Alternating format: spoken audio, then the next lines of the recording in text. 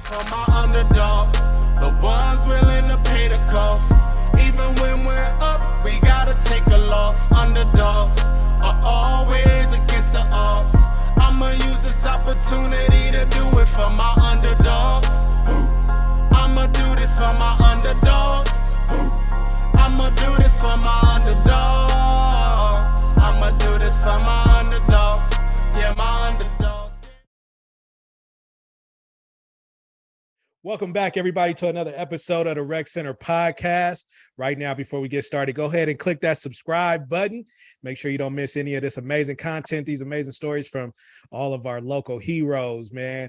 I'm Kenny Edwards, joined with my co-host, Lorenzo Parham. What's going on, man? What up, Ken, man? We back off a little 2-week break, man. Let's shout out our last past guest, man, Keith Smith, man. The episode will be dropping pretty soon. It definitely will be dropping by the time this Hub interview drops. So great excited about this interview, right? Because we got requested by quite a few people to bring Hub on. Even you requested Hub to come on.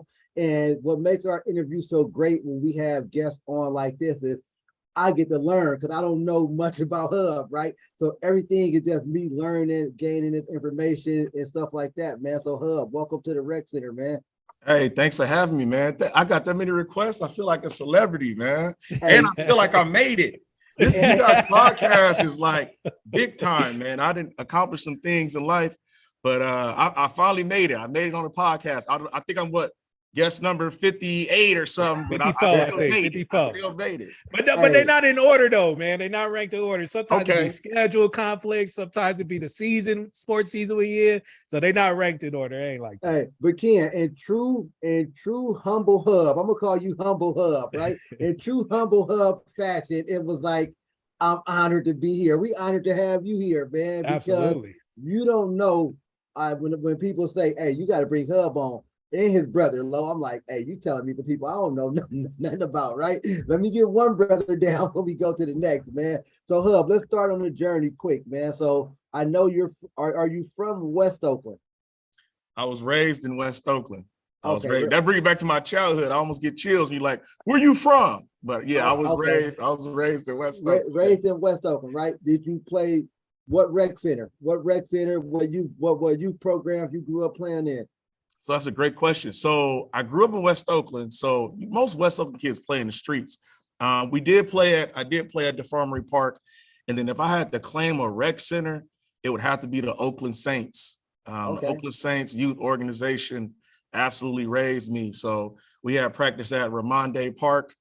So I guess Ramonde Park, the Emery Park, and just the streets of West Oakland, man. That would be my rec center. Was it only one sport you played growing up? Did you play the Oakland Babe Ruth baseball? Did you play hoop over there too? I did ONBL a little bit. But yeah, not football. I was a football guy. I was crazy about football. My brother did baseball. He did Babe Ruth. But we grew up, man, with humble beginnings. So I knew to play any sport, I had to be serious about it because my mom had to pay for it. So I wasn't that serious about baseball. I wasn't that serious about basketball. And then it was hard for us to play football. I mean, we had to beg for moms to pay for us to play football. So yeah, man, I just went all in with the football. Okay. So you ain't the first Saints guy we had on here. We've had quite a few Saints guys, man. Yes, what era of Saints were you in? Who were your teammates that went on that was really dope that went to go do their thing as well? Yeah, oh man, so many. I mean, you gonna make me name some guys? I mean, you already had some guests. Antoine Thomason. Okay, I played with Antoine Thomason. Yes. Okay. Yes. Okay. Just so many guys, man. There's a guy named Davon Blackwell. I got to give him a shout out because he's probably. I mean, if it was an Oakland Saints Hall of Fame, he'd be my first selection, man. But we was loaded. I mean, my first year was when I was 11 years old. That was the first year I played, and I was supposed to be playing Pee-wees, but the Pee-wee coach had his team, so he put me on the junior midgets. Wow. And it was loaded up there, man. It was Chunga Steel. Chunga Steel looked like he looks now. He had muscles and big calves, and big chest. So it's Chunga Steel and just a whole bunch. James Williams, rest in peace. Aaron Early. I mean, it was Antoine Thomason, we were loaded. We were absolutely loaded for Let me ask you a question though, Hub. Like to Yep. keep up with football at that, right? Not being able to, I coach youth football now, right? And I can imagine a kid that's, let's say 12U, you're 11U, and you can't play your age group where you got, I'm about to kill it in my age group. But now y'all put me up here with them. Now I go under all of these kids, man. How did you keep everything going? Like, did that make you better going against them all the time? So now as an adult, I understand that. When I was a kid, I didn't understand that. Like Pop Warner football, they were like unicorns to me. Like me and my brother, we just dreamed of like putting on a helmet. Like if we got the little Walmart 49er helmets, like we was super juiced. And then just one day we saw, I don't know if you guys know a guy named Elbert Marshall, but Elbert Marshall and Kirk Morrison was walking, they lived in our neighborhood. They was walking down the street with equipment on, and it was like, we saw angels. Like, where you guys, like, what is this? Where you guys play at? So they end up telling us the Oakland Saints, and I didn't know, I was too young. So I end up going out, and it was like, yeah, no, we're gonna put you on this team. And yeah, I had to learn the hard way. I had to learn the hard way, man, because they put me right up with some heavy hitters. And then my brother, he started off, man, he was the first Hub that was known because he started off, we were 14 months apart. So we're just a year apart, but he started junior pee-wees. So we started two different levels. I was supposed to be playing pee-wees, but I played junior midgets. So he was killing junior pee-wees. And then on junior midgets, man, I had to learn the hard way, like I was saying. I mean, that's when coach told you, your face mask, put your face mask in the other person's chest, hit with your face, you know? And I got a lot of face mask to face mask, man. It was, oh, wow. It was tough coming up. Was you a 6-down player? I honestly, man, I did. I started off as you can ask those guys, man, Antoine Thompson and all those guys, man. I started off as I'm probably not a 6-down player, but I wasn't a starter to start off, man. And then eventually, I'll say, man, my brother helped me out. He was scoring 3 or 4 touchdowns a game. So it was like, let's try Big Hub. Let's see what Big Hub can do. And the rest was history, man. I got a couple carries, got a couple touchdowns, and I was always fast. But man, Pop Warner, it was about who could hit. You know, they didn't care about who was fast. So they didn't even know I was fast. It was like the best hidden drills, those are the running backs. So, so yeah, it took me some time, man, but I ended up getting it. Shout out. Hey, shout out Elbert Marshall, man. I grew up with Elbert, man. Okay. He got his own Pop Warner youth football team out in Seattle. It's called the Benson Bruins. He run the Benson Bruins, man. That's awesome. So shout out to him and his family. We grew up together, his sister and all of them. I grew up with them. So I'm glad.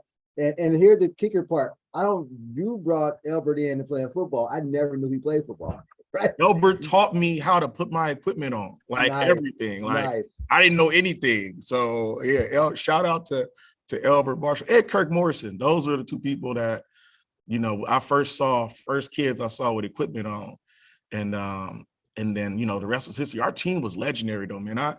I played for Coach Levy. And in 3 years, only lost 4 games in 3 years. And it was only to 2 teams. So Berkeley Cougars beat us 1 year and the Vallejo Generals beat us. But other than that, we won every game, man. And we was militant. State champs? State champs, yes. Yes, 1 year we were state champs, undefeated. Didn't lose a game. And I think we only got scored on by 1 team. So it was like. Hey, I think this is the same thing that your boy Twan said about the Vallejo Generals. Who was the running back for Vallejo Generals? Because Twan spoke highly of him. Drake Davis. Yep. Twan spoke highly of Drake Davis. Shout out Drake Davis. He ended up going D1.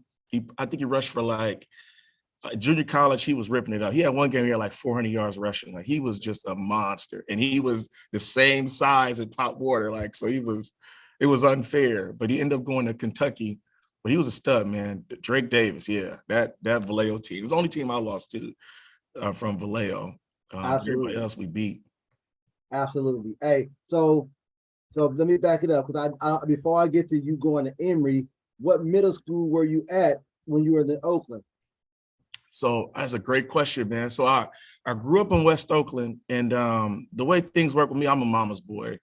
So wherever my mom worked, that's where she had us go to school. So we started off at Hoover in West Oakland, and then my mom got a job at Oakland Tech. So she was working at Oakland Tech as a special ed assistant. And so we transferred to Emerson. And that's why I know so many people from North Oakland, because I went to elementary school at Emerson. And then I went to Carter Middle School. And then I was supposed to go to Oakland Tech. But yeah, no. So I went to Emerson, Carter. Ken, you see my face, Ken. Here we go with that shit. Right. Hey, how Hub and Aaron Early in the backfield? Him and Aaron Early, JJ. I mean JJ there too. JJ. Yo, man. Hub, what year are you? In class of what? 01 or 02? I'm 2001. 2001. Yeah, so that's Aaron Early in them years. That would have been a great backfield. Tech just kept missing out on that, right? So what coming out of the Saints program, you're at Carter. How did you end up at Emory? And when I hear this, I'm like, I only know like 4 great athletes to ever go to him, Emory, right? I got Mondo Cole. Mondo's dope. Mondo's probably one of the best athletes, like literally, that was out there, you know. T-Tone went there for a short little bit. Okay. Then you, right?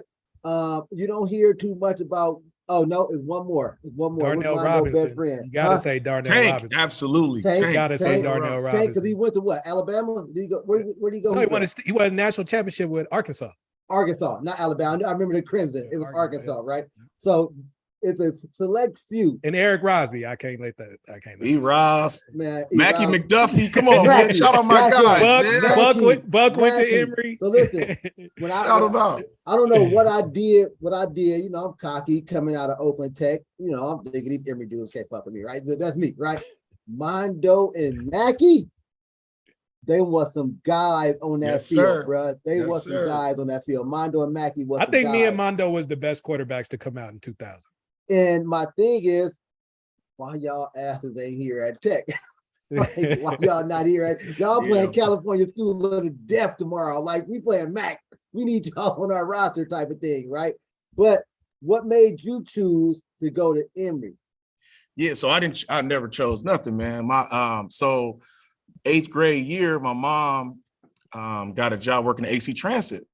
And she started working out at Emeryville Yard. I never heard of Emery High School. So I thought I was going to Oakland Tech. Everybody for the Oakland Saints thought I was going to McClymonds because I grew up in West Oakland. But she started working right across the street from Emery High School. So she was like, hey, son, this is the school he's going to go to. And then I'm with whatever moms, you know, like I was the older brother, you know, and we didn't have a dad. You know, I had a stepdad, was kind of in and out, and you know, my dad really wasn't in my life. So, you know, I kind of like, I knew I had to be the father figure, you know what I mean? And if mom was like, this is what you're doing, this is what's best for the family, I was with it. So she said, Emery High School, I was like, I'm with it. I'm a Spartan, let's go. Let's make history at this small little school. So that's kind of how I ended up at Emery High School, man. But we had some ballers.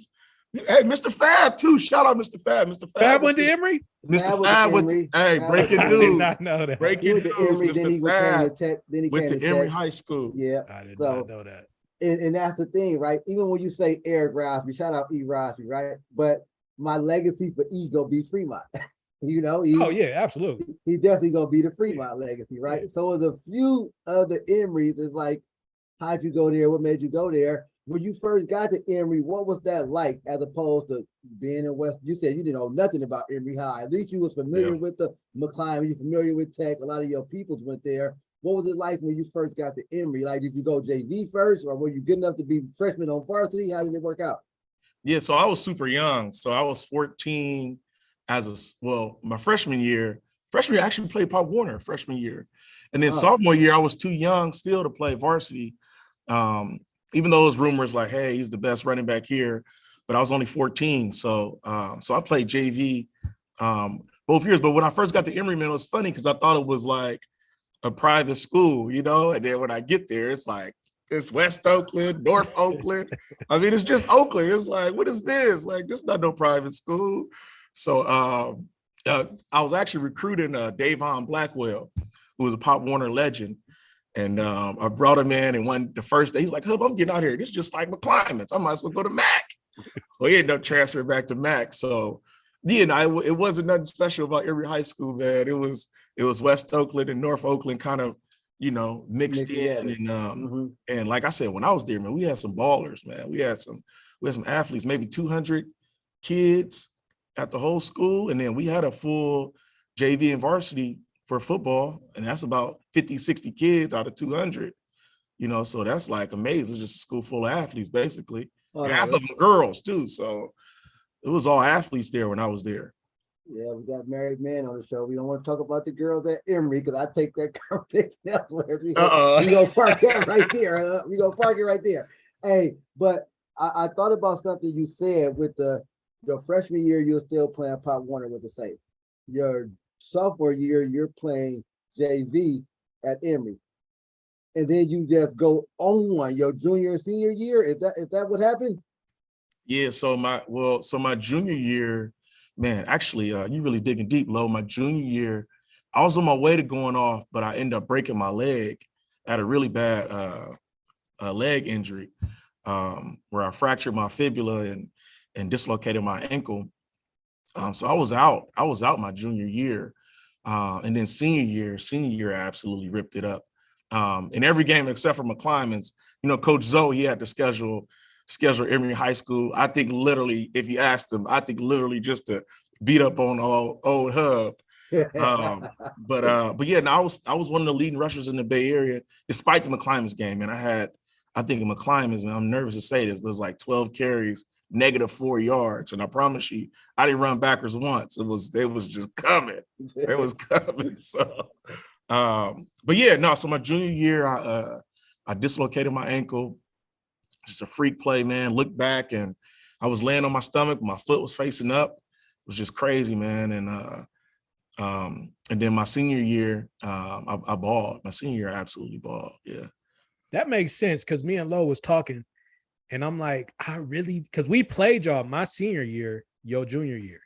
And I'm like, I don't remember Hub. I'm like, I literally don't remember Hub till he got to DVC. And I'm like, I don't know what happened, but that makes sense. You broke your leg. You wasn't playing. Yeah, and we would beat up on Oakland Highs. We would beat up on Oakland High, man. We would beat up on those. That's like saying you're the tallest midget in the room. Get the fuck out of here. Ken. We beat Oakland High. Who didn't? No, but Ken, that's other than Castlemont. No, Ken, it's one of those things like how we say when Ed went to go play Bishop O'Dowd. Shout out to Ed. Shout out to Castlemont. When they went to go play Bishop O'Dowd, right? They were representing the OAL because what Bishop O'Dowd is to Oakland, right? So when Oakland High go play Emery, y'all represent the OAL. That's right. That's all it takes is Emery. You should never send Oakland High football to represent. It's like saying they should have took y'all place in the OAL. That's like saying Vanderbilt represents the SEC. Hey, that was a good point I made though, Hub. I just thought about that. I mean, I just said we should have sent Emery to the OAL, right? Did y'all ever think about that in the league? Y'all like it's Emeryville, but it's Oakland, right? Did y'all think like how can we be in that lead and play these guys? I would have loved that, man. I would have absolutely loved that because yeah, I mean, I grew up playing with Aaron Early and all those guys, man. So yeah, no, that would have been amazing. And I think, I mean, the topper half of the OEL, we would have had a hard time with, but the lower half we would have been competitive with, and in fact, in passing league, I know it's just passing league, but we would be in the Laney tournament. We'd be competing, we'd be competing. I mean, this is my claim to fame. I've done a lot, man, but I remember beating Skyline in a passing league tournament at Emery High School, so yeah, it would have been great. That would have been great, Lo. At that time, they would have beat us in Castlemont for sure. Yeah, I just think that year in and year out, year in and year out, it wouldn't have worked. But our years, or the year I was there, it would have been great. It would have been exceptional, man. Now, Lo, to your point too about them joining the OAL, at Head Royce, we blew the shit out of them in basketball. So I don't know. Oh, it'd have been bad in basketball. I don't know if that was at Head Royce. Yeah, money talks. Y'all bought them wins, Ken. Money talks at Head Royce, man. We gonna say y'all recruited. That's the private school, there. Public school y'all conversation. Y'all players there. Y'all recruited them there, right? Hey, so Hub, I know you went to DVC, but you said the Bay Area and rushing your senior year, right? What was recruiting like for you then? Yeah, so I don't want to exaggerate. I don't think I led the Bay Area in rushing. I was one of the top leaders, though. I can't remember exactly. I think Aaron I was one of the tops. I don't know exactly where I was at. But I thought I was going to San Jose State. My head coach actually he became the defensive back coach at San Jose State after he left Emery High School, Coach Higgins.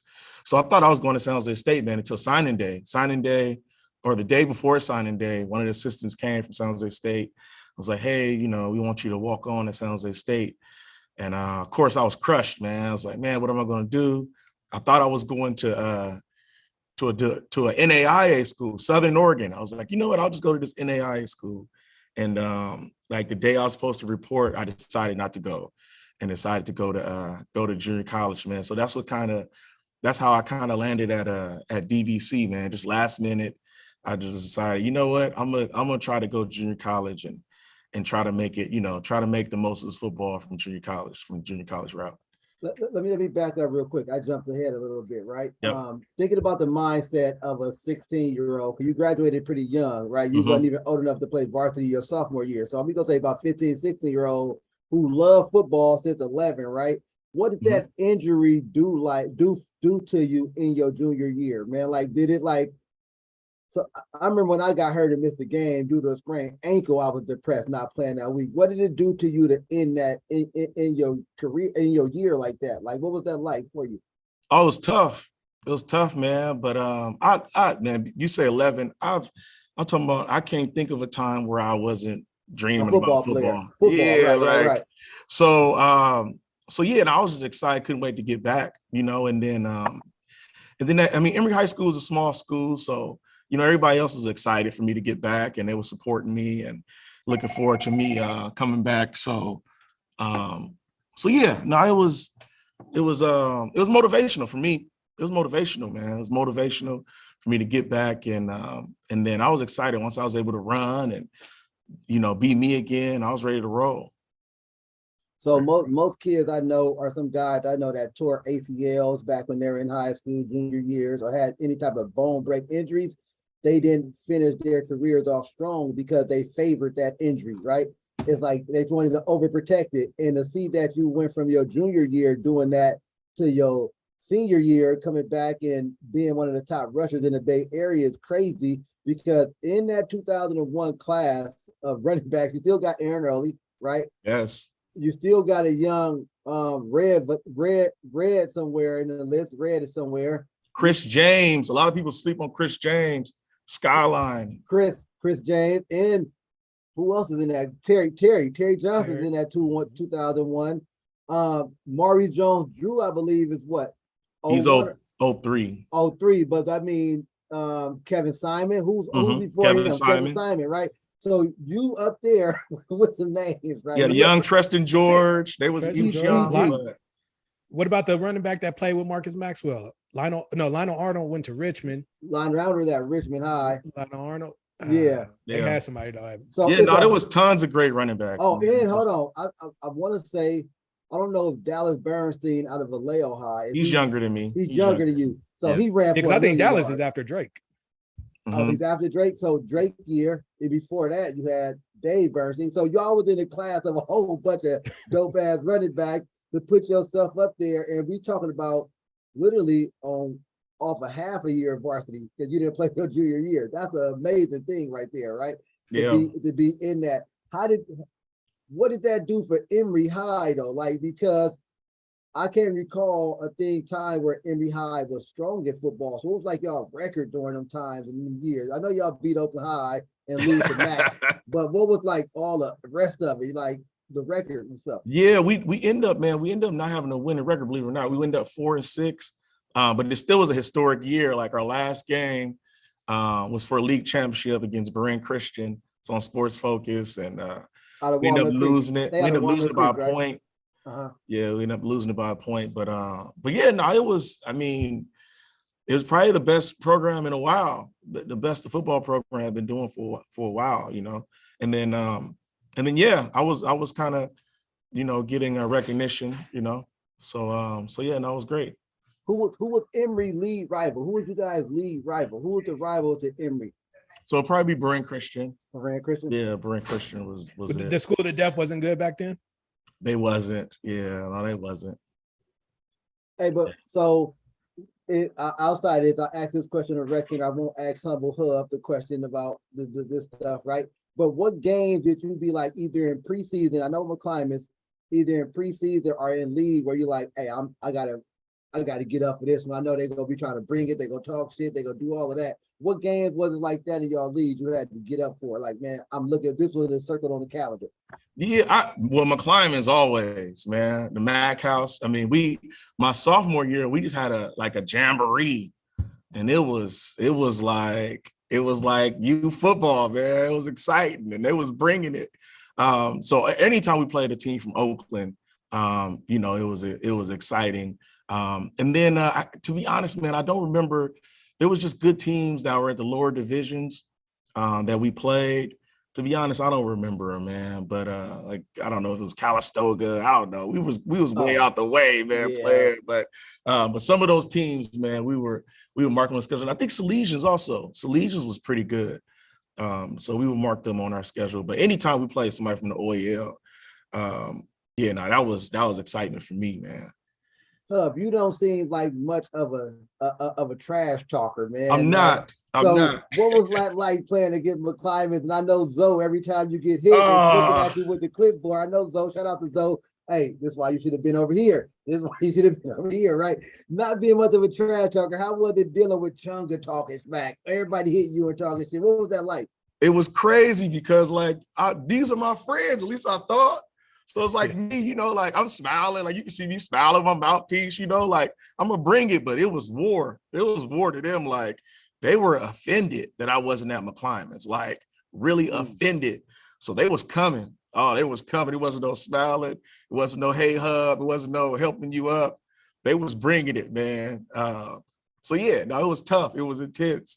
But I loved it. I loved it, man. I absolutely loved it. That's a competitor, though, man. I love it, though. You know what I'm saying? Yeah. Y'all gonna beat us, but you know what I'm saying? I might not even rush for nothing, but I'm gonna still be smiling. I'm gonna come try to give my best every time. But they said that 2001 we had them ranked as, was it 2001, Ken? That we had ranked as one of the top OL teams. I think it was around then. No, not 2001. It's 2003 we had ranked. You talking about McClymonds? Yeah, McClymonds. Yeah, they wasn't that McClymonds. Yeah, they wasn't that McClymonds because that 2001 is T Bird and them senior year. Now T Bird with me. T Bird with you. That was the year Paul Alberta and Fremont went, because Red was still at Fremont in 01. Okay, so it's Red senior year that they was David Gray in them years. That's what they was. That's what they were the guys, right? So Hub, after you get to DVC, right? As Ken say, you popped up mysteriously. Popped up. I don't even remember when. I'm like, was you at spring ball? Like we had Joe Morrison. I'm like, bro, when did Hub get to DVC? Right. So Ken trying to figure out, man, when you popped up at DVC, but did you take a year off in between coming? Like, did you go straight there? I remember we played Ken. Now we played DVC that year. Ken's second. Was that your second year we played Ken? My first year at DVC. Your first year at DVC we played Ken, but that's 2001. Yes. And that's right after Hub is gone. Hub, were you there, Hub? Like, where the pop up? Yeah, man. I don't remember. Let me tell you, man. It's like I really. This might sound cliche, man, but it's like God is so good, man. Because last minute I decided I wasn't going to the NAIA school, and I was so ignorant, and I just didn't know. Like I said, I had a single mom who raised me, so I didn't know nothing about college and all this stuff. I had some coaches that was helping me, so I just popped up at DVC, and I sent an email to Coach DePue. To this day, he say, man, that's the one email he glad he responded to, because I guess he gets emails all the time from players, and he usually ignore them. So I just sent him an email, and it was like the first day of practice, and he was like, hey, it's too late, man. He was like, it's too late to come out. But come out in the spring, and we'll see what you got. So I was like, oh man, well, I'm in college. Let me see if I can get these classes. Most of the classes were full. So make the long story short, man, I end up just taking the classes I could. So it was like 2 classes, a weightlifting class, and I end up gray shirt, man, by accident. So my clock didn't run because all of the classes were full. And in that first fall, I just lifted weights and took a couple classes, which helped me because now I was ahead, You know, I was a few units ahead, but my clock didn't start running. So I gray shirted totally in God's hand, man, just totally lucked up and got there late and gray shirted at DVC, man. And then the rest is history, man. That spring, that's when I came out and we were loaded, man. We were loaded over there at DVC, man. But yeah, the rest is history, man. Hey, Hub, every time you say something, I'm thinking about what times like I would have been like, F it, right? Your resilient spirit is like crazy, right? Is that a word people use to describe you as resilient like that? I guess, man. I mean, I think, yeah. I mean, in life, you gotta be able to battle through adversity, man. I mean, just in life, you got to, man. So instead of crying and saying, why me, man, just keep grinding. So I feel like I haven't even really hit the resilient moments, yet. So when I say that, I'm talking about with myself. Like I get injured. I break my leg, it's a wrap. I'm junior year, so I'm trying to go to college, and now I got to sit out another year by default. It wasn't even trying to, but I'm a stay the course. I'm a work out, take my classes, be ahead of it, and I'm gonna come back in the spring, right? I was pretty different because I was the guy growing up that idle time and idle mind was always the bad thing for me, right? I can have idle time. I need to always been doing something or trouble was around the corner, right? So to see that you had that, so I'm like, damn, this dude pretty resilient that he waited out that time, came back in the spring, and then it's like can't say the rest is history after by that time, right? So like, damn, that's the real resilient moment. So let's go into when you do get to come out, play your first year at DVC. It's Ken's second year now, right? Correct. Who's the starting running back? Or did you instantly come in and start? Or did you you about to start some mess, huh? It's the rec center, man. I need to know. I told you. I got to learn this guy, kid, because he was highly Lolo, the Brandon Marshall of the group. I see. Oh man. So freshman year, this is some controversy, but I was the starting running back. All right, freshman year. What happened was that initially I was playing corner. I was playing cornerback because I thought I was undersized. I thought I wasn't big enough to play running back. I've been hearing that my whole life. So I started off, I played corner, but our LaRon Gray, I don't know if you guys know LaRon Gray, but he was projected to be the starting running back. And he had some issues and he wasn't going to play. And in training, I mean, my 40 time, I didn't know I was this fast, but I had my 40 time was ridiculous. I mean, I was 4.3 consistently.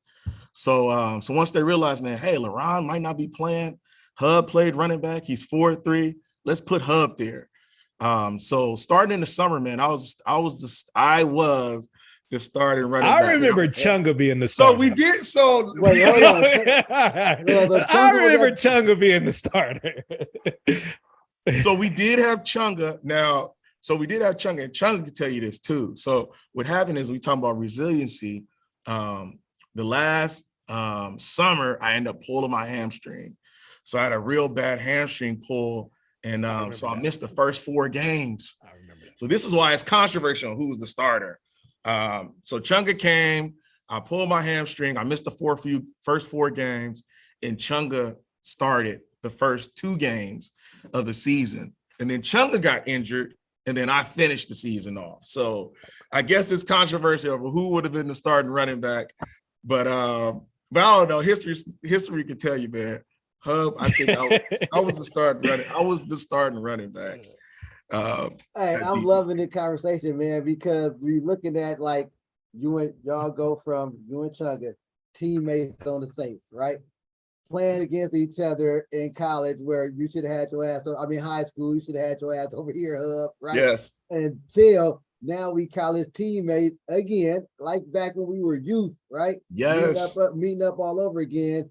And now we're going for the same position. And the controversy, like Ken say, or like you say, the controversy, right? When you do, I tore my hamstring too that first year of college, and was like at Laney, and was like sit out 5 games, and was like, dude, we got to redo this depth chart again. we got to go back to where it was before I left, right? But coming back after that half a season you had, how did you finish the season your freshman year? Freshman year, I killed, man. I absolutely killed it. I mean, that second half, I killed it, man. I mean, I don't know the exact amount of yards, but I mean, we were in every game. We were, like I said, we was loaded with talent. But we had so much adversity that year, man. We actually lost a teammate, rest in peace, James Williams. He passed away right in front of us in football practice. Wow. Which absolutely changed my life, man. Like, wow. I mean, we was always brothers, but like it just changed my whole view on football and brotherhood. To see somebody lose their life, you know, in football practice, you know, absolutely changed my life, man. So yeah, man, once my hamstring got back, I was out there doing it for my brothers, man. Like I said, somebody that I played Pop Warner football with actually died in front of me, man. So it was like, you know, if he could lose his life out here, you know, I could play with a hamstring tear or a hamstring pull. So I was willing to leave it on the line, man. And I did, man. To finish the year, man, I absolutely killed it. I don't know that. I mean, I probably averaged like 150 yards a game, probably averaged like a few touchdowns a game. Like the last 5 games, I killed it. Let me back up real quick, because the year prior to that, we did play DVC. Ken threw for like 500 yards against us. I don't know what he did. Pretty great athletes, pretty great receiver core. Marcus Maxwell, Kareem, Tony. Who was up there? Who was the other receiver you had, Ken? Was Paul Alberta there? Paul Alberta there. And right? So, Chris Beeble. So great passing game they had, right? But you guys were teammates that second year. Did it switch from this passing attack to now we got these running backs? You going to a running team, Ken? Like, what was that like? I got hurt the first game. That's when I broke my wrist. Season over? Season over. So then you go to the backup quarterback got hurt. Audible, we running the damn ball. Yeah. The kicker was the quarterback. Yeah, we was down to our third string, and then Paul Alberta, I think he tore his ACL. He was our top receiver also. So the first year, yes, we was ground and pound, man. We was running the ball. I would get 30, 40 carries a game. Like, mind you, low with 9 in the box. Yeah, we was 9 in the box. Ball. You throw the kick, use the kicker if you want to throw the ball. Right? He's still rushing with 150 with 9 in the box. Yeah. So let me ask you this, Hub. Coming out your first year, you gray shirt. Your second year, you play. Did you leave after your second year, or did you play one more while you were there? Or did you get recruited like, oh, you done, you qualified? Did the recruiting start immediately?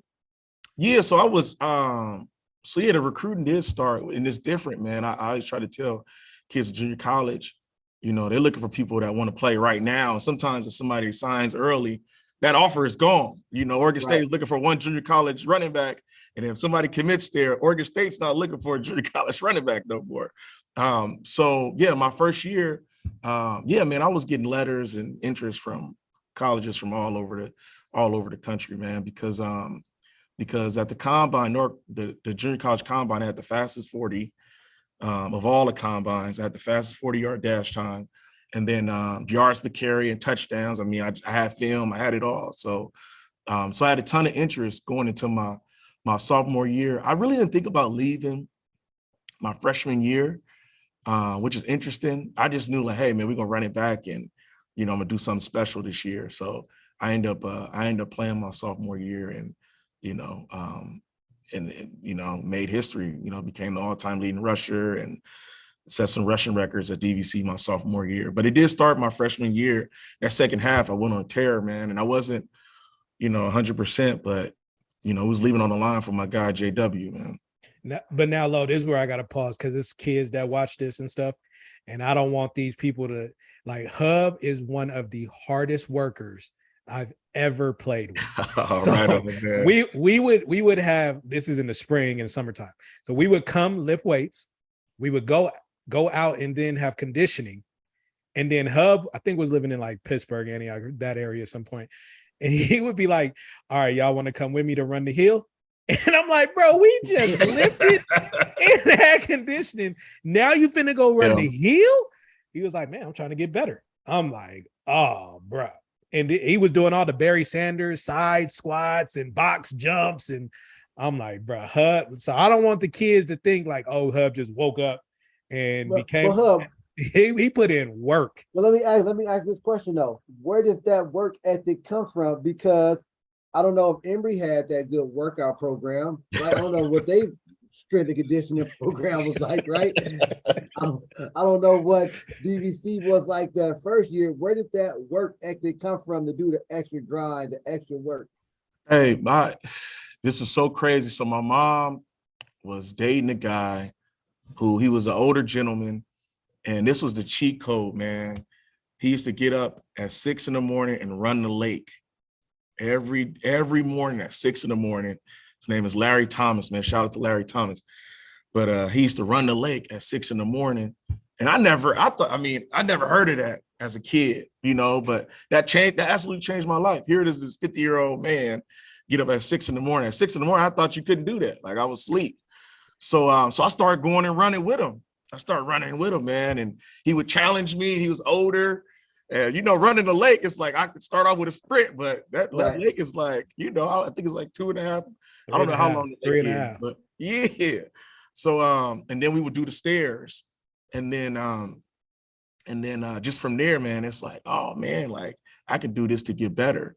And I just carried that, man. That started when I was, when did I meet him? I think I was maybe a sophomore in high school. I can't remember exactly when I met him, but that changed my life, man. I realized, man, I could grind and work hard and get better, even while people sleeping, even after practice, I can grind and improve. So that's what I did. And I feel like I was the underdog always too. Remember, I was 11 years old playing with some head hitters, man. So from the first day, I had to elevate my game. So I always felt like, man, I was the underdog and I had to elevate my game. So I think a little bit of both of that, starting off young with older kids, and then also, man, being introduced to Larry Thomas, man, who used to get up at 6 a.m. and or be at the lake by 6 a.m. and run. So yeah, I think it came from there, man. Emery High School, we didn't even have a weight room, man. It was just push-ups and sit-ups, man. Hey, so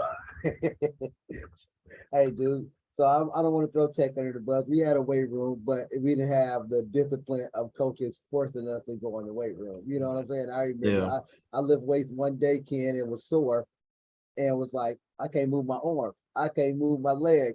I ain't never going back to the weight room. I'm gonna show up when y'all get ready for practice, and I'm just gonna run hella fast, and we'll be all good. If I knew what weight did, like now I can't stop lifting weights. I'm 42 now. I'm in the gym all the time, right?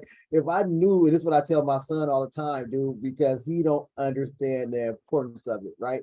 Like we put all this work in the off season, and when the season starts, he feels he don't got to do nothing no more. I'm like, dude, you still got to do the push-ups in the morning and then at night, at least that, So trying to instill that work ethic into my son, as if your stepdad did with you, man. That don't be them nice shining armors that give us that extra blessing we need, or that extra work ethic, because like you said, you was always with your mama's boy, her direction, right?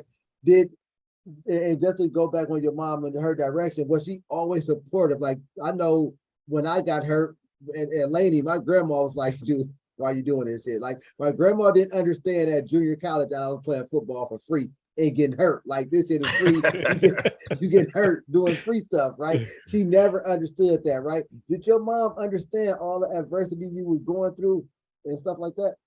My mom is a God-fearing woman. So sometimes it's almost annoying. If you go to her with problems, she gonna tell you to pray about it and it's gonna be all right, And then also, my mom was interesting because I feel like she had like unreal expectations, even for me and my brother. It's like every time we got the ball, why did you score every time?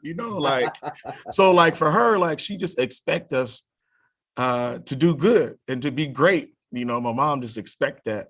But I will say, she probably don't remember this, but I remember this, man. When I was 11, first year playing, my brother scoring all these touchdowns because he's playing with little kids.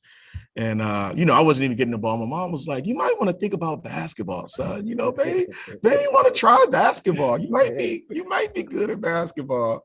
But once I started playing it, she was supporting 100%. And then she always had high expectations for me and my brother, and I don't think she realized the grind, Right. of going through it, but she was always there, man. And through every injury and through every bit of adversity, mama just get to praying, and I'm a believer in prayer, man, because, I'm a testimony to it. My mom prayed for us and, we was able to do some exceptional things. So, yeah. They say that all the time, man. It's someone been praying for you, right? That mother's It's true, prayer, man. definitely, because to come up out of the situation we came from, the Yes. neighborhoods we grew up in, and to Yes. not get caught up in that, even if we had to go to junior college route to make it out of that. I tell everybody, it's not as easy as you may think. It's not as easy as it looks on Last Chance U, right? No, it is some other backdoor stuff that goes on in junior college football, because I thought about retiring a couple times. Like, do I really want to do this? Like, it was the first time I went from it felt like triple day practices. I was at the school all day in the summer. Like, I want to kick it. I want to be the 18-year-old. So junior college football is not hard. And all three of us are products of going to junior college route, going the university route, and seeing all of that, right? So, but Hub, I want to ask you, so when you did, you signed to Nevada, what came on that decision, and what other schools within the mix that you thought about considering? Yeah, so like I was saying, it's with junior college, it's cutthroat, so you had offers and then those offers disappear. Then you have offers and then those offers disappear. It's almost like, this might be I'm married too, low, so hopefully I'll get killed by this, but it's almost like if you had a party and you see these beautiful women, if you don't talk to them right away, your opportunity might be gone, Yeah.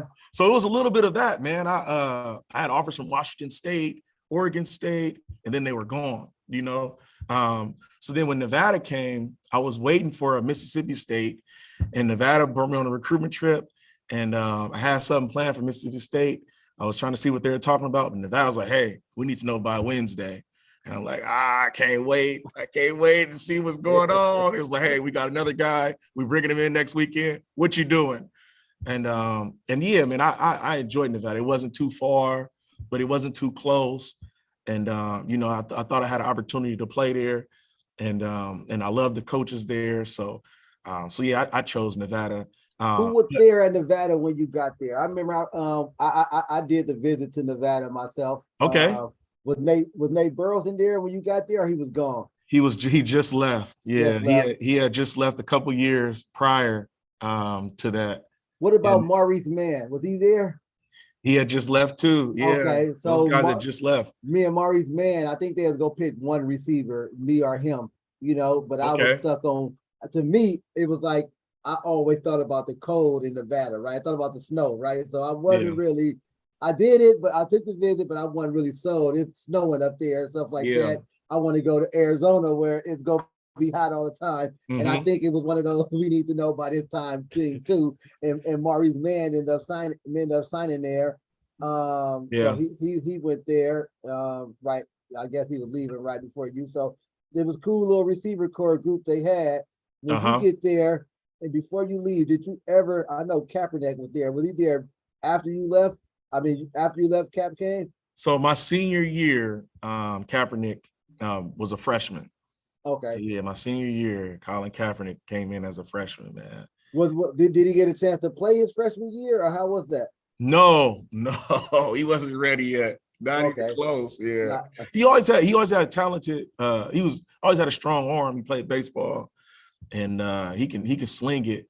And then he was kind of goofy with his running. He wasn't quite there yet. I mean, he had the talent, but he wasn't quite there yet. We had our quarterback, I think, went 5th round, so he was pretty good, man. Jeff Rowe. Yeah. Jeff Rowe, yeah, he went 5th round, so he was drafted 5th round. So we had a solid quarterback.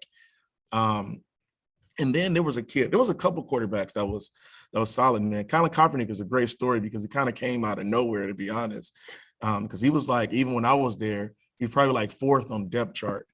And then there was another guy from Camp Linda who was supposed to be the next guy, and he ended up getting injured, and Colin Kaepernick took over, and the rest is history, Hey, you connected to a lot of these out of nowhere stories. It came out of nowhere. Man, it's crazy. Cap and me and Ken like Hub came out of nowhere, right? Yeah, it's the out of nowhere stories, man. Before we go to talk about the Division I stuff though, we do know at DVC you're the all-time leading rusher, and then you made it to the DVC Hall of Fame, right? Absolutely. Thank you, man. Yep. What congratulations on that, man. What is that like? Man, Ken talk about we some good athletes, but we ain't win no championships. Ken won a basketball. I ain't never made the playoffs in football. Right. But we ain't never, I have an all-American thing, right? All-American, but to be Hall of Fame, like even I don't care what level we at, Hall of Fame is Hall of Fame, right? What did that feel like when you had that induction into the DVC Hall of Fame? It's unreal, man. Like I don't even know. I'm speechless. It's unreal. And then to make it even crazier, and I wasn't expecting this at the Hall of Fame ceremony. Will Levy's son, I played for Coach Levy. So in my Hall of Fame speech, I'm going to be talking about this coach that coached me when I was 11 years old. And right in the audience, his son is going to the Hall of Fame for basketball, Coach Levy. And he's there for the Hall of Fame. And to hear me talk about him, it's just unreal, man. Like I couldn't even write that, and then to talk about somebody that just sent an email to coach, I wasn't like recruited or, the number one choice. I just sent the email and just walked out of there and ended up being a Hall of Fame running back, man. So I'm super humbled by it. And a little bit of me feel like, man, you got to be old to be in the Hall of Fame, but also, man, it's super humbling, man. It's exciting. Yeah. Absolutely. Yeah. Absolutely. That's dope, man. And here go the kicker. This is a coincidence, right? They say the world is 6 degrees of separation, right? The rec center is 2 degrees of separation. So we talk about Will Levy here. We have Will Levy on as a guest. Our first episode was second episode was Will Levy. And then here we go, bringing Will Levy up in your episode, who are literally like 7-8 years apart from each other, right? Your class of 2001, he class of 96, right? So the thing, but then we talked about Will's father being a glue to all of that type of stuff that can talk about this, talk about you, and then to both of y'all going into the Hall of Fame at the same time for college. Like, can you imagine Mr. Levy, right? Will Daddy, like, I coached this boy, and then my boy going into the Hall of Fame. They did it right. They did something right. That's amazing, just that connection in itself, right? Like I said, man, so congratulations on that. Definitely everything that happened to you wasn't like it was written in the book, right? You worked for it. You worked for everything through the adversity, the resiliency that we talked about, man. And shout out to Coach Levy, man. And you have Coach Cox on there too.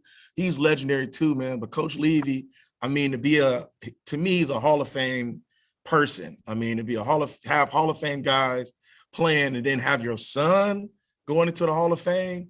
I mean, to be able to do that, man, to be Hall of Fame as a coach and to be Hall of Fame in the house, he's just an amazing man. And that's why I inspired to be like him, to be honest. I wanted to be a coach like him, man. So you got to get Coach Levy on the show. We do. Yeah, man. You can do that, man. Oh, I would love to do that, man. And the crazy thing is, I'm gonna see Will Levy Jr. I'm gonna see Levy in an hour or so when our kids go to school together. So I'm gonna pick my son up, and he's gonna be there picking his kid up like he do every day, man. So shout out to the Levys, right? So now we go back to the Nevada thing, right? Your junior year now, you come in as a junior, right? What was it like? Like, what was the welcome to the NCAA moment for you? A conditioning test. What was it? What was it? It is the 300 shuttle. So kids said how I work hard and I do all this stuff, and I show up to Nevada, man, and in Nevada the altitude is different, So all this training I'm doing in the Bay Area, I mean, you'd better do double training if you train in the Bay Area and you go to Nevada. And I get to Nevada and I failed a conditioning test, man. I failed a conditioning test. And so it's so funny because when you're getting recruited, the coaches, they're pretty nice to you. You're like, hey, we got this conditioning test. We just want to see where you at, so we'll kind of see where you at and we can judge from there. And I didn't realize like failing the conditioning test is like life or death. I didn't know this. Wow. I was ignorant. So I didn't quit, but I didn't make the times. You got to make every time, we ran, we started off with like a shuttle run. I don't remember what it was, like here and back. And then you run 10 hundreds, and then you run a 400. and you got to get it in time. And usually after the shuttle, your legs is dead. And then after the 100, your legs is dead. And then the 400, I was done, So I didn't quit, but I was basically walking on that 400 down the back stretch, like trying my hardest. And I didn't make the times, man. So it ended up being miserable. Camp was miserable because everybody that didn't make the time, when we finished conditioning, you had double conditioning because you weren't in shape. But it ended up being a blessing in disguise because also all of those guys, they redshirted. So they ended up redshirting me my first year because of my conditioning. And it just gave me a chance, man, to hone my game. I mean, I was ripping it up on the scout team, especially once I got in shape.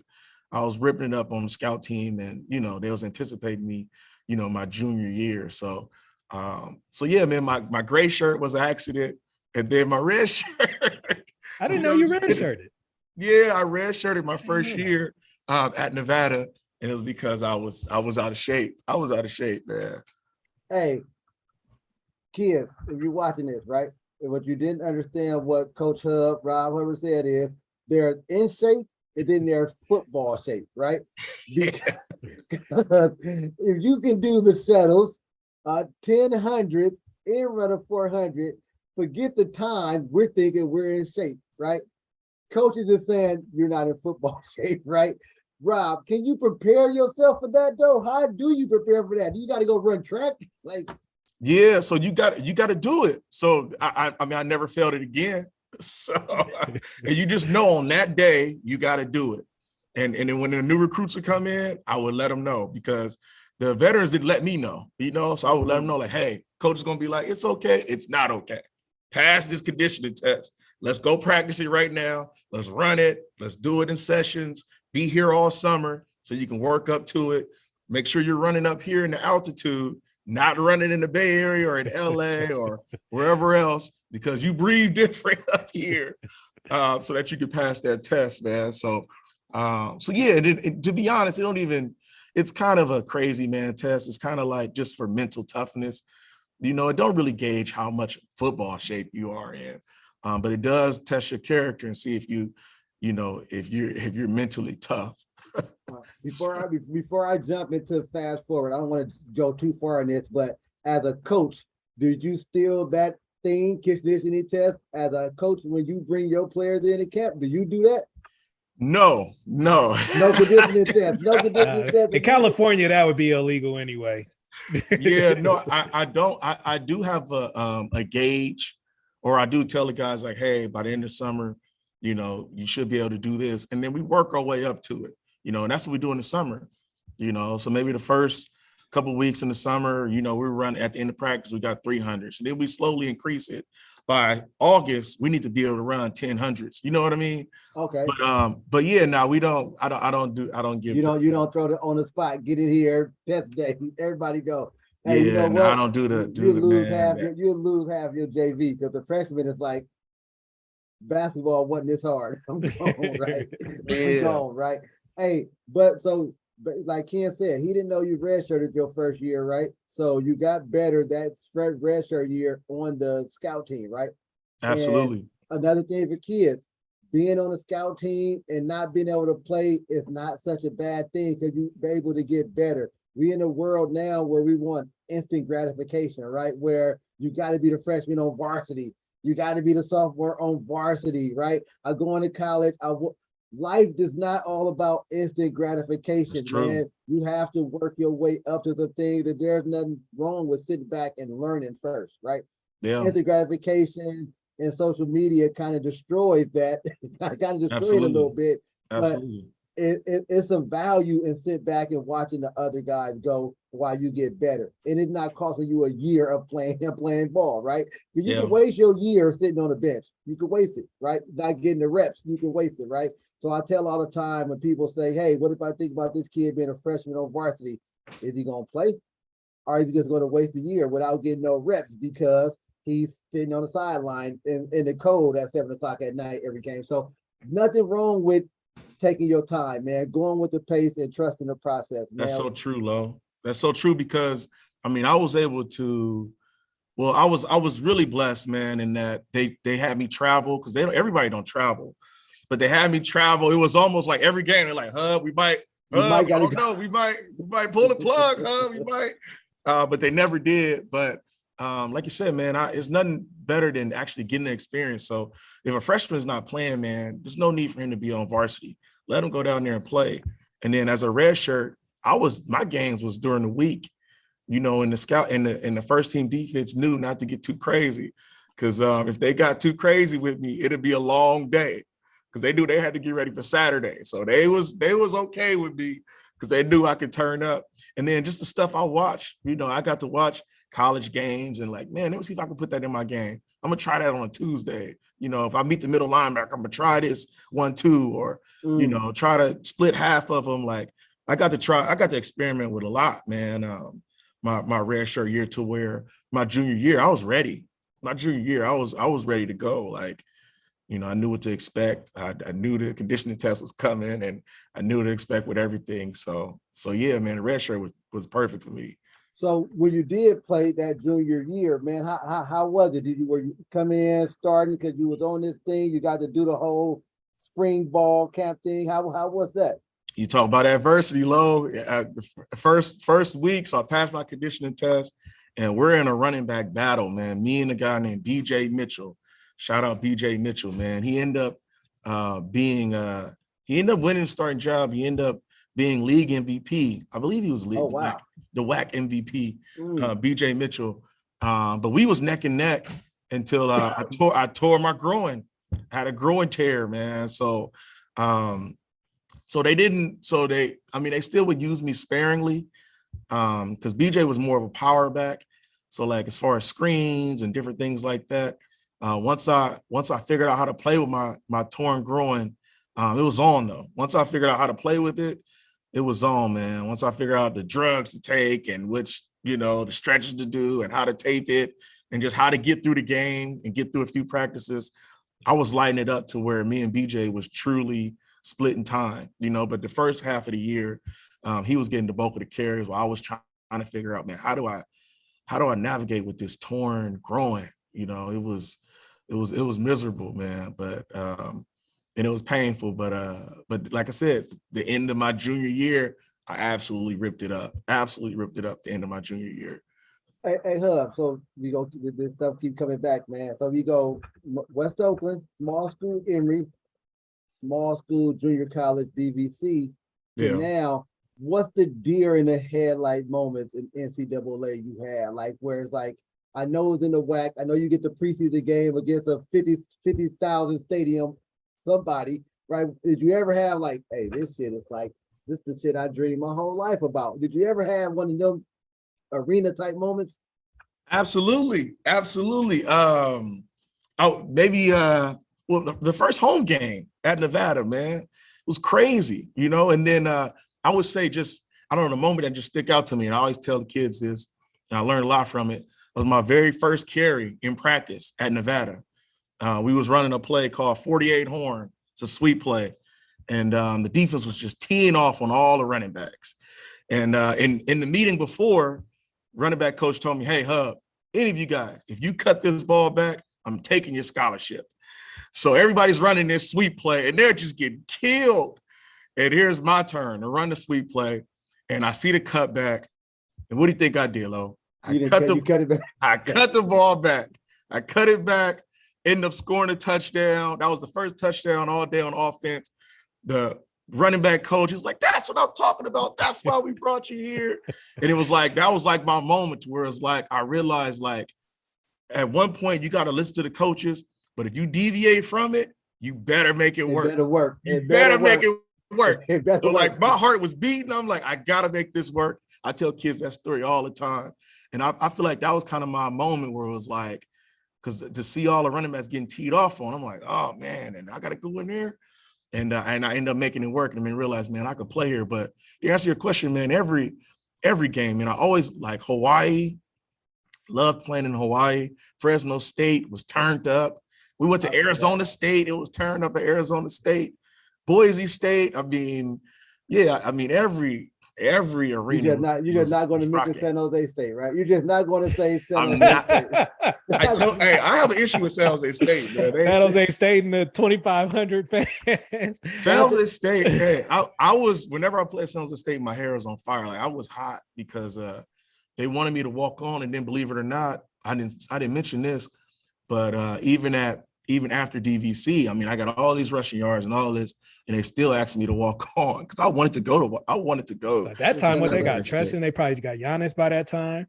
They had Giannis, yeah, they had Giannis. And, but I wanted to go there, man. And so yeah, when we played them, I was offended. I would hear, most stadiums you hear like a roar.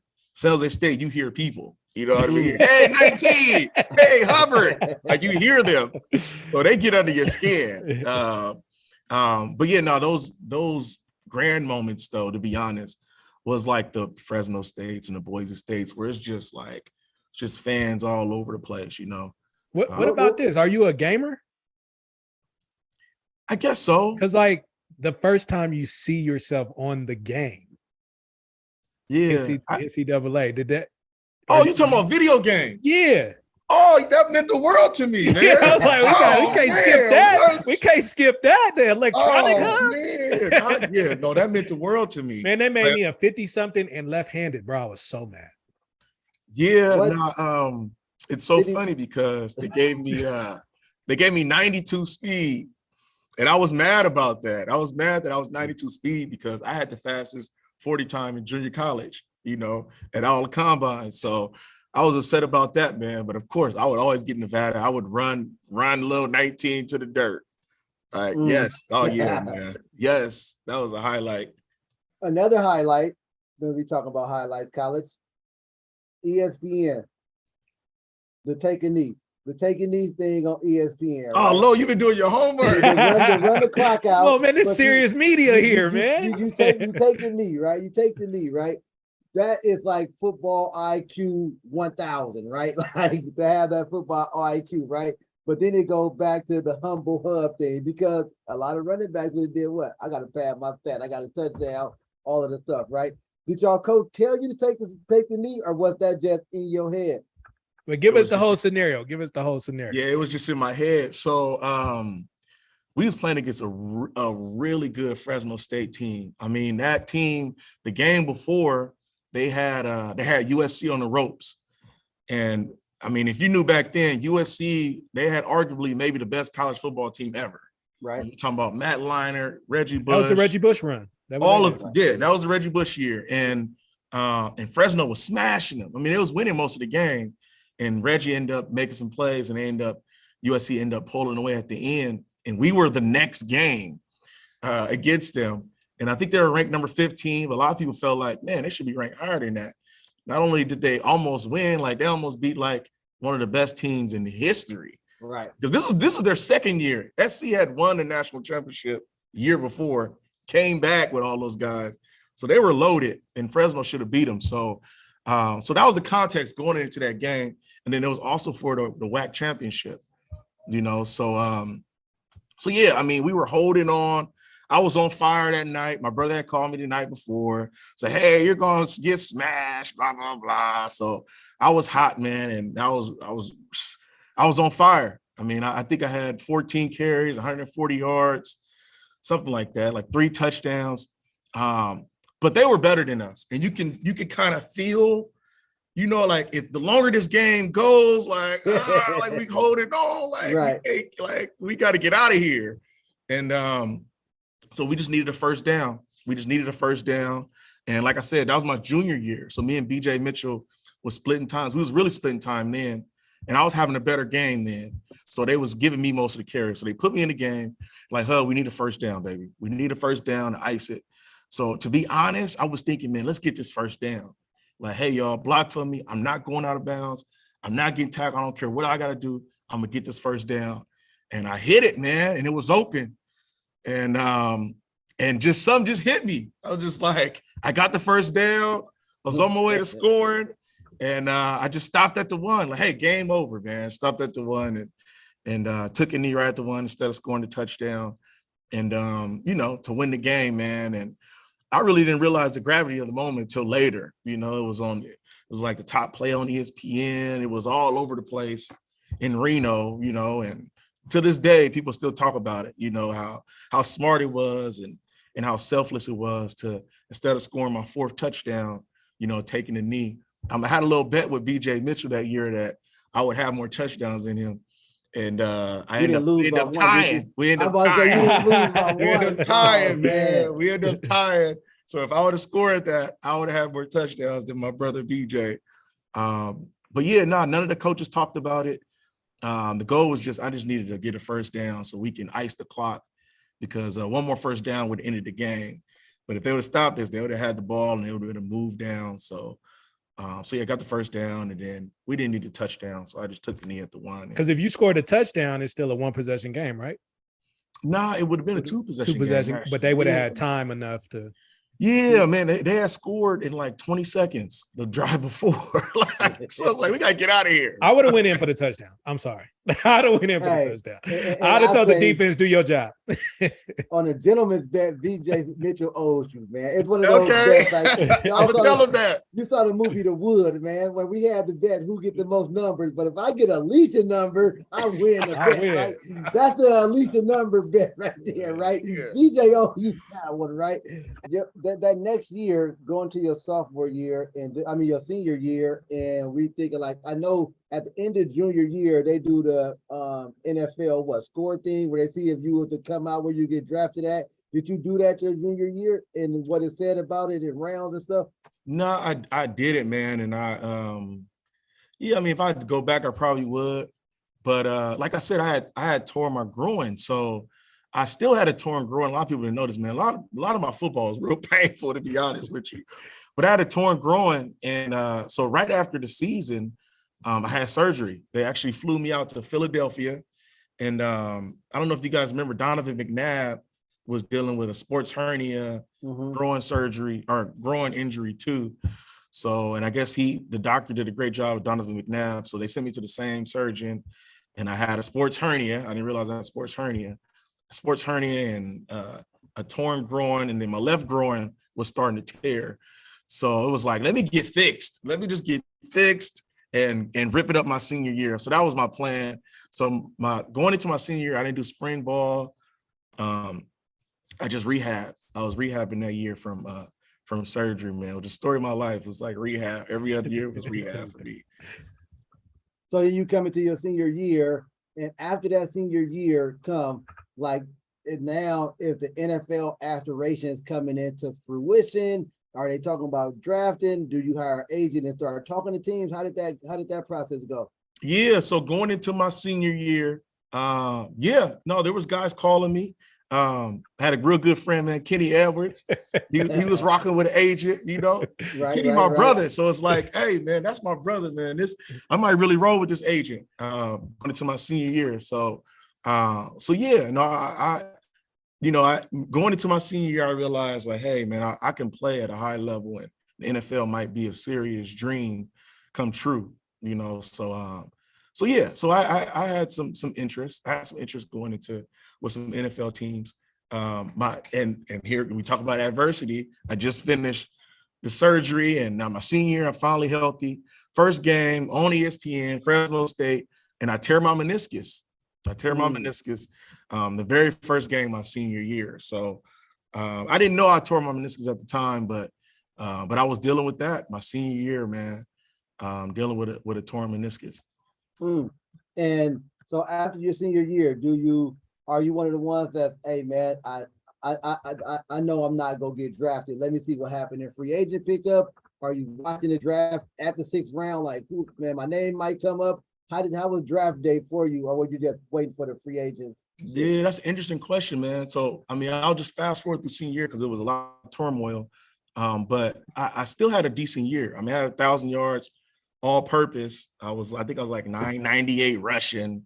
But all purpose, I had above 1,000 yards. And I think I missed like 5 games, you know, with this meniscus injury.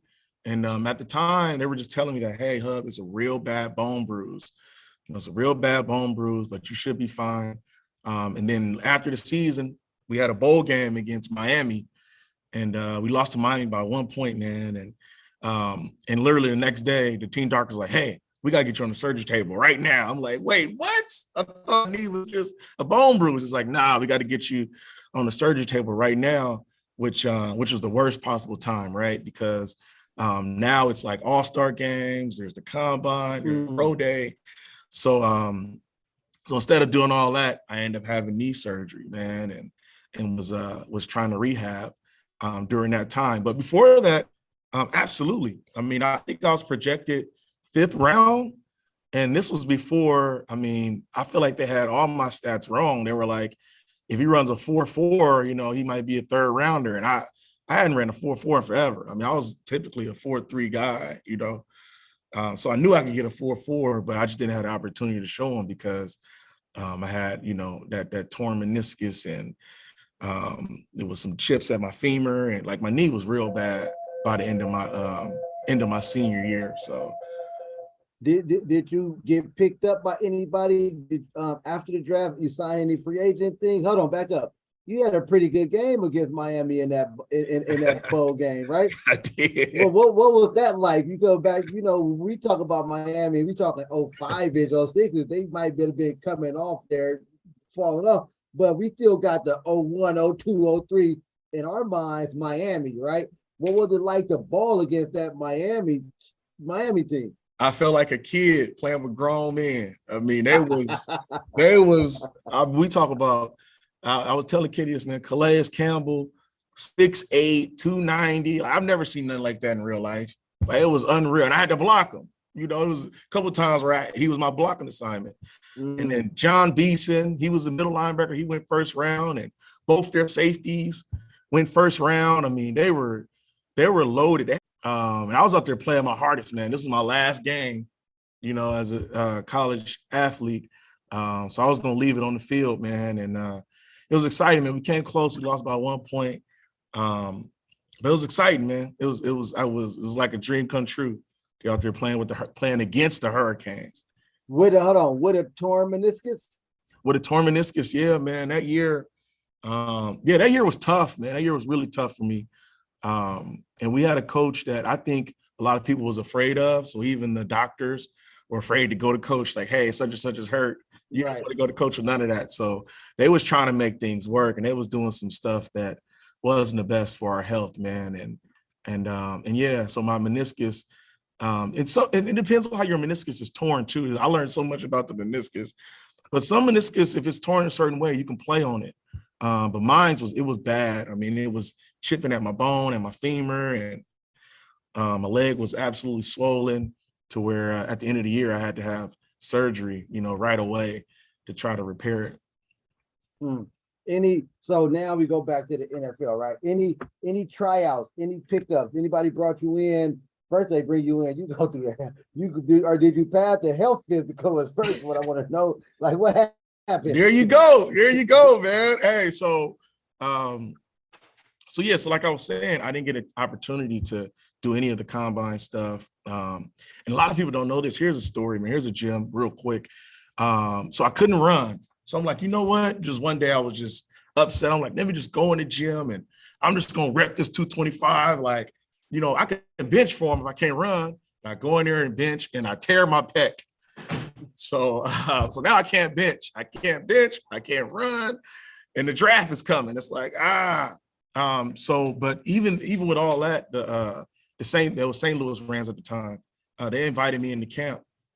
So I signed with the Rams and I'm super excited, man. I'm going to Rams. I'm rooming with the other running back that they drafted 2nd round and kind of sizing him up. I'm like, I can play with him.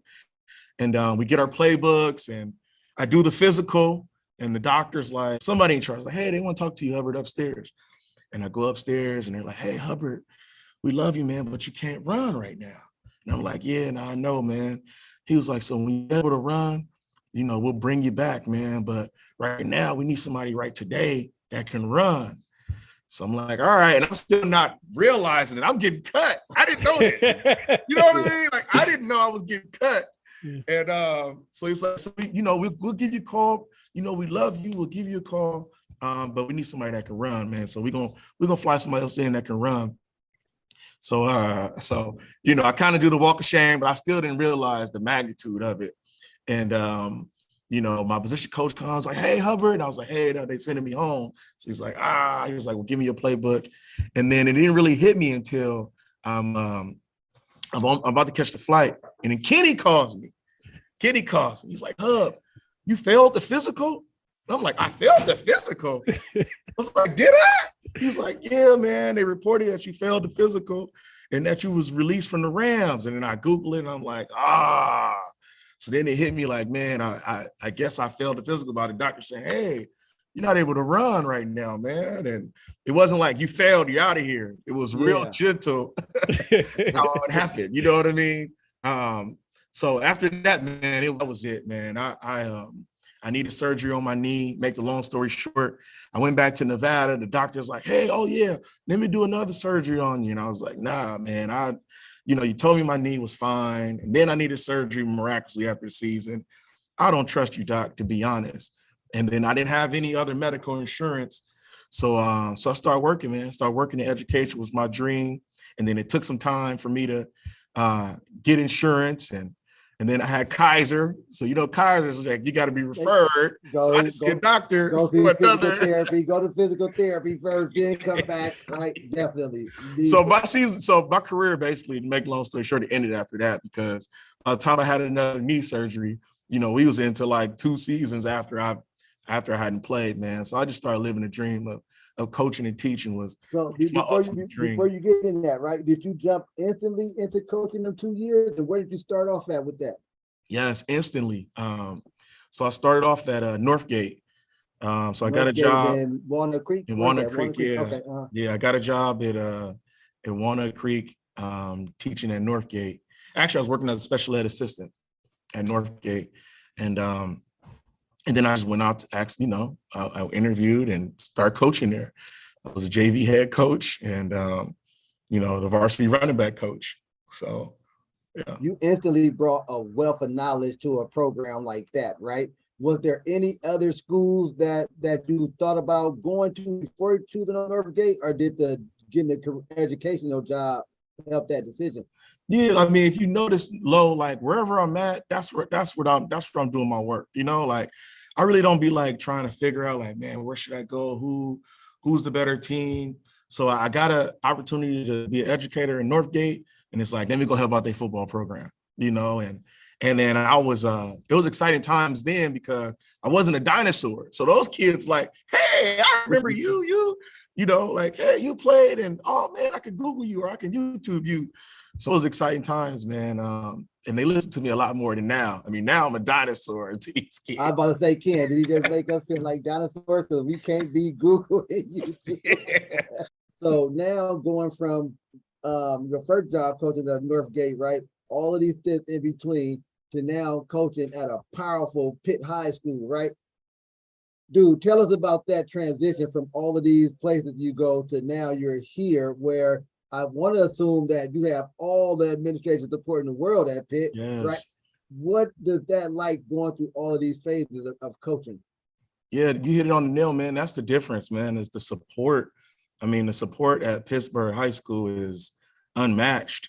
I mean, from the top to the bottom, from the administration to the teachers and the parents. And I mean, everybody is supporting you.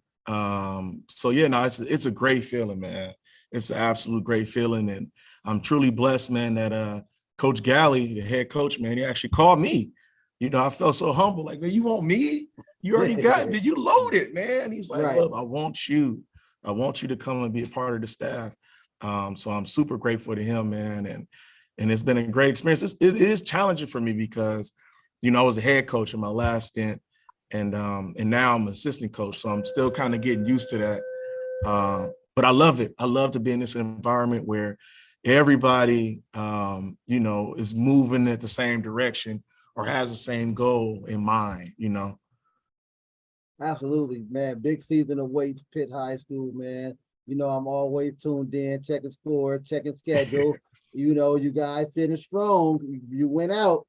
That open Division I playoff is going to be crazy. Crazy. Pitt, you get in the open, you get your shot at Sarah. get over the hump, De La Salle, whatever comes in that open division, Division I playoff, man. I'm excited about it. As a coach coming from a school that didn't get that support all around, the full buy-in. I call it full buy-in because everybody got a buy-in. I just saw it was 1,000 degrees out there. Y'all practicing at 6:30 in the morning, right? To beat the heat, right? That talks about the buy-in, that everyone buying in because they understand the culture that Pitt is, right? How did you instantly adapt yourself into that culture? Yeah, well, that was always a part of me. Like I told you, I used to get up at 6 in the morning and run. You know, I got that from Larry Thomas. So like I said, it was. I mean, in the past, it was almost a fight. You know, like just trying to figure out. I mean, my last year as a head coach, we didn't even practice all summer. We have a place to practice. You know, that would never happen at Pittsburgh. You know, right. we didn't have. They wouldn't let us lift weights. That would never happen at Pittsburgh High School. You know, like they will find a way. And even as an assistant coach, I mean, these administrators support me so much. I mean, they find a way to, you know, get me preps or get me coverage so that I can be even to watch film or go to travel for games. I mean, the support is just unreal, man. So yeah, for me, I mean, I haven't had to adjust to that at all. It's like I just don't have to fight. I don't have to fight anybody anymore. I get to just go coach. Man. Absolutely. I got 2 questions for you, Rob, and I'm gonna let you get out of here. 2 questions that you can send us off, right? What's next for Rob on the coaching thing, right? Or you want to go like not high school wise? Do you envision yourself coaching on a college level, going to college route and coaching, or just staying with being a teacher and a coach in high school? Like, what's next? Yeah, well, my dream is to be a teacher and a coach, you know, for high school. And I really coach to give back, man. It's gonna sound corny, but you know, like I'm really one of those spirits is like, let's make the world a better place. Let's make it better for everybody. Like that's just me. So I'm super passionate about that, man. So yeah, that's it, man. I don't have any aspirations of going to college. I don't have any aspirations of you know, going to the NFL and coaching. I really just coach to give back, man, and make better people. It's not even about giving scholarships and all that stuff. That's great, but only 5% of kids get scholarships, you know? So what about the other 95% of the kids, man? They need guidance. And even if 5% that get scholarships, it's going to end eventually. You can't play football forever. So you need to be a man and you need to learn how to be a man. So that's what I'm in it for, man, to be the Coach Levy, you know, of this generation. All right, even when you say that, I put you up there with the Coach Ed, right? I give Ed a hard time a lot, right? That's my guy because I can give him a hard time, but I never can say anything negative about his passion and the way he pushed for his kids in that community, right? So that's why it ain't like he said all the time, man, I'm creating better men. The wins and losses gonna be what it's gonna be. Are they going to be great men or great human beings, right? If I could talk your kid into going a different route, when he leaves here, it keeps him out of jail. A lot of the kids in his community route is, man, I'm about to rob this, I'm gonna rob that, right? Absolutely. So absolutely, you and Ed, shout out to you guys. Doing God's work, man. For the shout out to my passion brother of it, Ed. man. Shout out for the passion that you guys have for the kids, right? My last question is on the spot, right? Now we going back. It's West Oakland. We in West Oakland right now. Okay. We're teenage. We're not even teenage. We're 12. I'm gonna say if you start at 11, we're 12, right? And back then we playing pole to pole football, right? Pole to pole. We could play 2-on-2, pole to pole, right? Me and you the captains. I'm giving you the first pick. Who you picking on your team? Armando Cole or Mackey? Oh, AC. I'm going Armando Cole. I love Mackey, but I'm going AC, man. AC. Why did you pick that though? Why? Because to me, they phenomenal athletes though. Like both phenomenal, right? Why would you pick that? Armando Cole is older also. By a year or two, right? Yeah, he's older. So maybe so he was older than me. So you know the guys are older than you. You kind of look up to him a little bit more, whereas Mackey's my age. Right. But AC, man, so Mackey, he's more of a finesse. AC can lower the boom too. So it's like, I know in street football, I mean, you're not gonna be hitting nobody, but just that dog factor that AC got, you know, he gonna lay you out and he gonna be a dog about it. Whereas Mackey's gonna be more finesse, catch the ball, jump over you, throw it deep. I'll go with my dog AC, but you can't go wrong with either. I take either one of them on any block. I'll take either one of them on any block and play anybody. So this wasn't a low question, though. This came from my guy. You go to text message my phone. You see it enough. It was a Mr. Fab question, right? And Mr. Fab analogy was Mackey played everything, but Mondo was good at anything. Yes. He said Mackey played everything, but Mondo was good at anything. That's true. Right? That's true. And Cole was a phenomenal athlete. He was the first one of the person that showed me what a sham god was in basketball. And it came from me reaching and getting put on a sham god. I didn't know what this shit was. I didn't watch basketball L1. Thought I had defense, and he hit me with a sham god. And I was like, what the fuck? No, Mondo was one of them ones, man. He was, man. Mondo So was one great, of them ones. phenomenal athlete he was, man. And a good dude, too. Good, really good dude. Even to this day, I love both of those guys, man. You might got to get Cole on here, man. We need both Mondos on, Ken. That's what we need. We need both Mondos on here. Mondo Surratt and Armando Cole. Yes, we need them both on here, man. Now, Mondo, my senior year, dude, Mondo is one of the ones where I was like gauging myself, like, what did he do? All right, what did Mondo do last week? You know? Yeah, definitely, man. So, Hub, man, thanks for coming on, man. Send us out, man. You gave a lot of gems, man, to the coaches, to the kids. Definitely a great talk about adversity, man, and keep pushing forward, man. Send us out of here with some words, man, that our viewers can appreciate, man. And thank you for coming on our show, man. Yeah, no, thanks for having me, man. I just, the only thing I want to just promote, this is cliche, but let's just spread love. You know, let's just spread love. And I know we spend a lot of energy on trying to reach these goals and maybe make it to the NFL or maybe be a millionaire. But I think, man, we should spend that same energy on being a good person. You know what I mean? It was a coach once said, and I said this in my Hall of Fame speech. He said, man, I want to be a Hall of Fame dad before I'm a Hall of Fame coach. And I'll never forget that, man. So let's be Hall of Fame people, man. Let's make this world a better place. It'll be better for your kids. It'll be better for us. And then, yeah, that's it, man. And adversity is going to come. You got to battle through it, man. I'm going through adversity right now. At first I was embarrassed to even share it. Maybe a year ago, I wouldn't even came on here, Lo. I mean, I don't know if you know this, but I've been dealing with Bell's palsy. Left side of my face is paralyzed. I saw that post, man. I saw that post you had, man. Yeah. Very, very humbling, man, and very heartfelt, man. Yeah. Very heartfelt seeing it takes a lot of a guy, man, to show that vulnerability, man, on social media, man. So definitely give you your props, man, for showing that for vulnerability, or even asking for prayers, man, out loud, open, man. It takes a lot in a man to show that vulnerability, man. It do. So definitely, when I saw you post that, Hub, I'm like, hey, man, Hub is he needs the prayers. He a different dude going through this with the school district. All this stuff. It takes what I called you earlier, humble Hub, man. It takes that humility to do those type of things, man. So definitely going through what you're going through, man, definitely are the blessings with the Rec Center, man. You have our blessings, man. Right on, man. Anything you need from us. Thanks for coming on, man. And I want to say one thing, you know, right? Because I do see myself as a Hall of Fame dad, right? So when I do take this, what you just said, and I post it, right, as a quote, not my own quote, but I don't go in there and say, "Lo, you plagiarizing myself." Because everybody know, man, that's what I do, man. I'm a fatherhood coach. Right? In my professional work, I'm a fatherhood coach, man. I help people become better fathers. I tell everybody all the day, I got the best job in the world because I get to help people become better fathers, but I get to be a better father every day myself because I'm learning from other people, right? And I'm teaching other people, right? So best job in the world. I'm a fatherhood coach, but now I like to, I'm running with the Hall of Fame dad, man.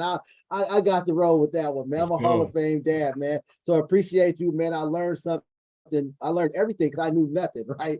All of this whole thing has been very informative to me, man, and definitely enlightening. And I get to take a different perspective on it, right? Now I see the passion when I say private school this. I see where your passion comes from when you have that rebuttal, right? I understand now, right? And it takes for us as men to understand people and where they get their thought process from, right? Absolutely. I can run with a whole bunch of things until I understand where the thought process coming from, man. So once again, Rod, thanks for giving us our time, man. Taking it during your break of planning for class to give us your time, man. Great story. We really appreciate you, man. Absolutely, man. Thanks for having us, guys. Thank you. It's all I good, appreciate man. you, man. Well, that's a wrap. Thank you to our guest, Robert Hubbard. Man, you can follow us on Instagram at the Rec Center Podcast. Also, again, go ahead if you haven't done so and hit that subscribe button on our YouTube channel. Man, it was a great show. Not only have I always been a fan of Hub as an athlete, but Hub is actually one of my really, really good friends. And I already know if I ain't got 2 hours to talk, don't answer when he calls. So thank you guys again. I'm Kenny Edwards for Lorenzo Parham. We out.